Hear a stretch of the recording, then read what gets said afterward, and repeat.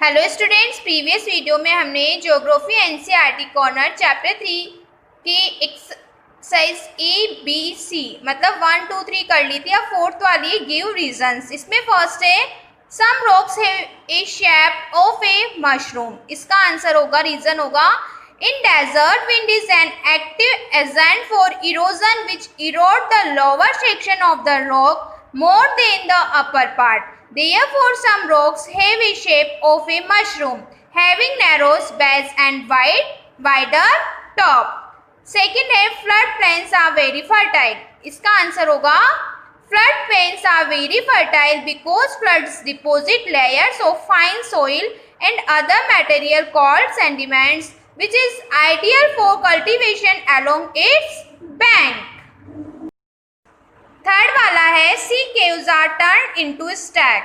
Answer: when cavities in a sea caves become bigger and bigger, only the roof of the caves remain, forming sea arches. Fourth, building collapse due to earthquake. Answer: during earthquake, vibration travel outwards from the epicenter as waves and propagates through the surface of the earth. ये हमारा geography का third chapter complete हुआ।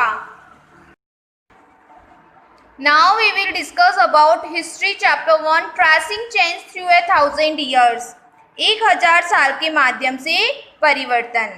देखिए बच्चों, इसकी reading आपको self करनी है, मैं आपको इसका एक्सप्लेन कर देती हूँ। ओके, आपको रीडिंग सेल्फ करनी है, मैं इसका एक्सप्लेन आपको बता देती हूँ।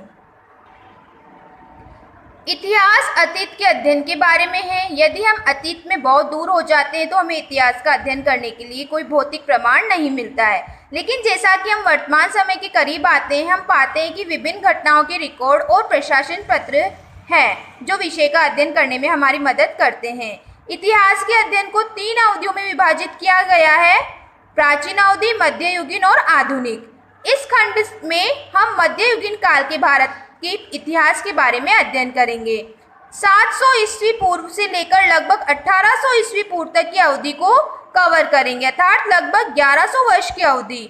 निसंदेह 1100 साल की अवधि एक लंबी है और आप निश्चित रूप से नए लोगों, नए बोलियों, नई लिपियों, ड्रेसिंग की कई शैलियों, भोजन, इमारतों और स्मारकों, पेंटिंग, संगीत और बदलते राजनीतिक परिदृश्य के बारे में जानने के लिए उत्साहित होंगे। इन वर्षों में, जैसा कि आप पहले से ही जानते हैं, अरब व्यापारी के रूप में भारत आए थे। भारत में 1000 ईस्वी पूर्व से तुर्की के आक्रमण हुए। उन्होंने हमारे देश में एक सल्तनत या राज्य की स्थापना का लक्ष्य रखा। फारसी उनकी अदालत की भाषा थी और वे समकालीन शासक राजवंशों को बदलने में सफल रहे। इस अवधि से पहले भी विभिन्न शक्तियों के बीच संघर्ष की एक लंबी अवधि थी, जिनमें उत्तर भारत में प्रतिहार, पाल और राष्ट्रकूट प्रमुख थे। इस खंड में हम उन चोलों के बारे में भी जानेंगे जिन्होंने दूर देशों में व्यापार मिशन भेजे थे। 16वीं शताब्दी में मुगलों ने भारत में दिल्ली सुल्तानों के शासन को प्रतिस्थापित किया। मुगल मध्य एशिया से थे। उनकी नीतियों का भारत के सामाजिक, राजनीतिक, सांस्कृतिक, सैन्य और आर्थिक ढांचे पर महत्वपूर्ण प्रभाव पड़ा। उनका शासन धूमधाम और दिखावा, वैभव और उमंग का था।